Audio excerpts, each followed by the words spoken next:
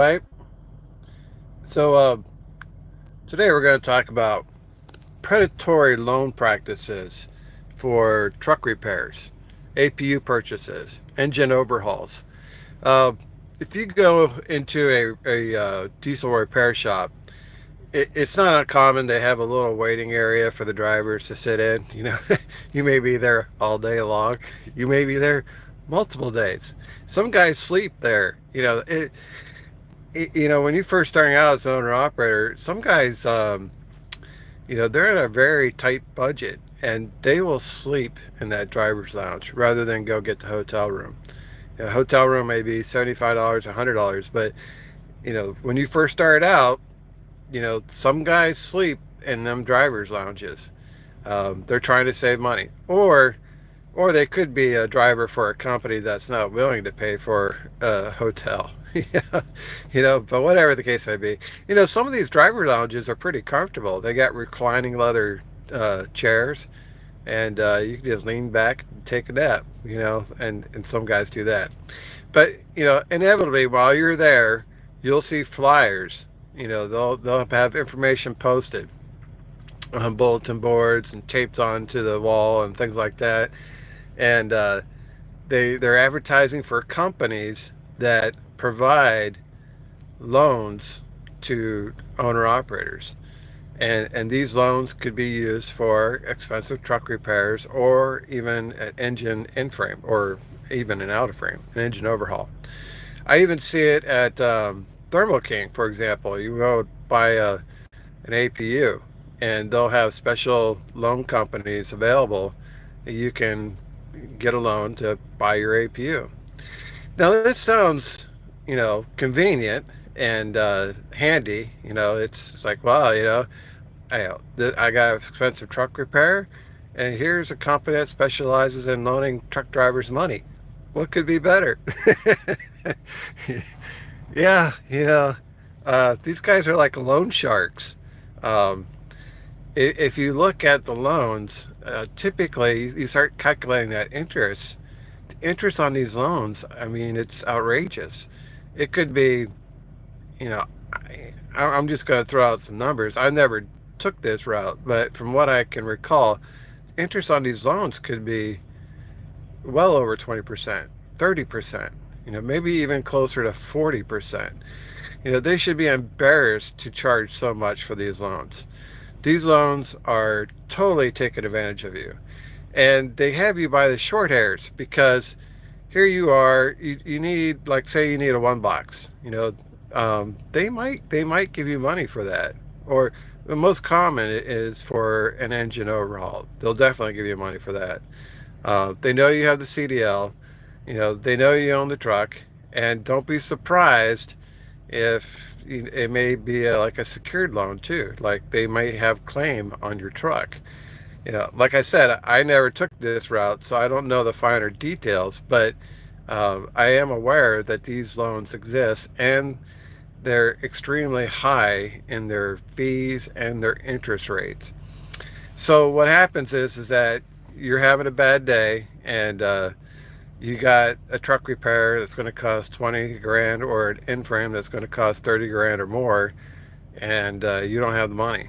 So um, the repair shop, has these finance companies lined up, and you tell them that, well, I like to get the overhaul, but I don't have the money for that, and they're like, oh, that's okay. Call this company, and they'll get you squared away, and you'll be paying through the nose for that loan. I mean, it's available, but just be aware that you are paying extraordinarily high interest on that loan. I think you would be better off going through your credit union and get a personal loan. You can often get a personal loan for $10,000 to $20,000, and maybe that's all you need because you might also have another $10,000 or $20,000 saved up for your maintenance.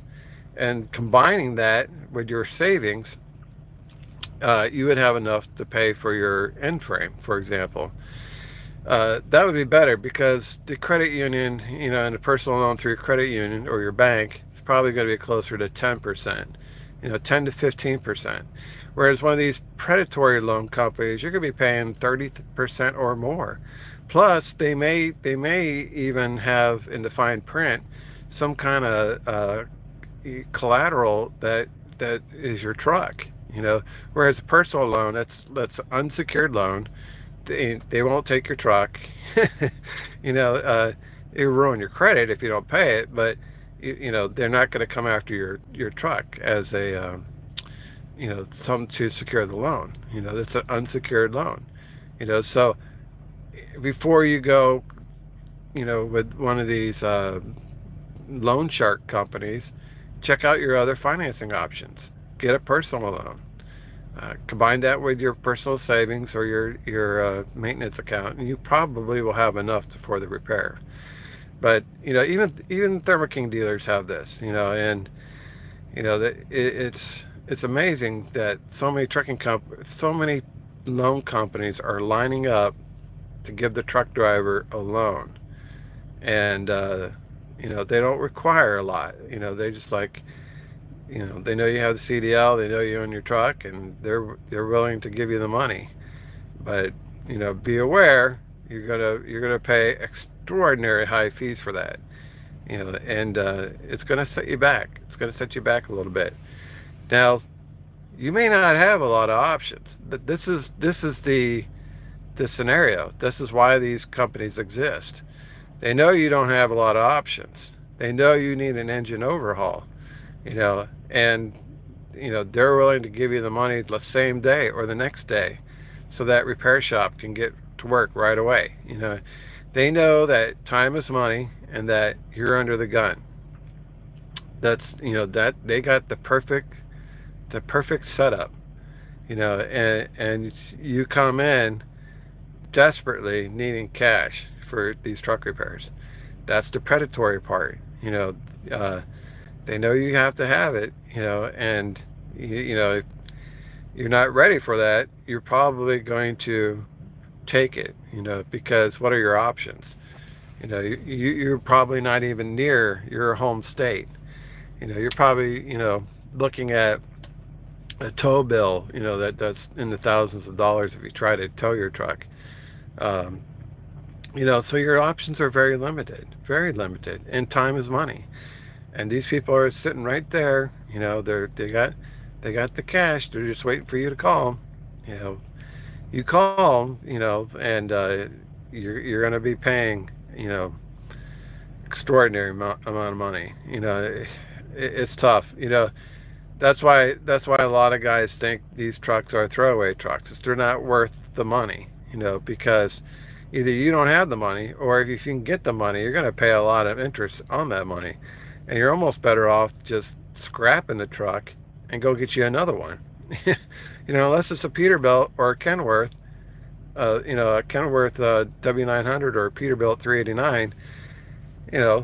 You throw that truck away and go get you another one. But you know, guys get attached to their trucks. They want to try to keep the truck, and they don't have the money, and this, that, and the other. And here's an easy out, and you're going to pay a lot for it. You're just going to pay extraordinary amount. Maybe you're okay with that. As long as you get back on the road. Like if your truck is paid for, but you need that overhaul, and that company is willing to give you the money. You might be okay with that, because you probably have a net income of $10,000 a month, and let's say it's a $30,000 loan with 30% interest. So that's about $10,000 interest on that loan. It's a lot. That's way higher than a personal loan, but you might be willing to do it because, again, your truck is probably paid for, and you're getting a net income of $10,000 a month. See, they also know that. They also know what you're making. They make these loans to truck drivers all the time. So you start telling them what your income is. They know. They know what the average owner operator is making. That's why they're giving you the loan. They don't make these loans available to the general public. These are loans tailored for truck drivers, and you're going to pay a lot in interest for that loan. However, you might take it because it may set you back a month or two, but at least you got your truck back on the road. A better option, which you should have been doing all along, but maybe you didn't, is save your money. We talk about that all the time. As an owner operator, you can never stop saving money. No matter how much money you have, it's never enough. You think $10,000 enough. It's not. $10,000 nothing. 10,000 it gets you through one breakdown. That's it.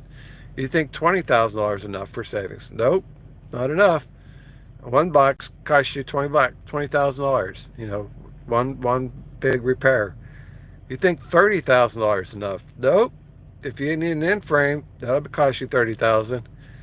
So you get to the point where you learn as an owner operator, you can never stop saving your money because you don't know what you don't know. And what you don't know is that how expensive these truck repairs are and how often the truck breaks down.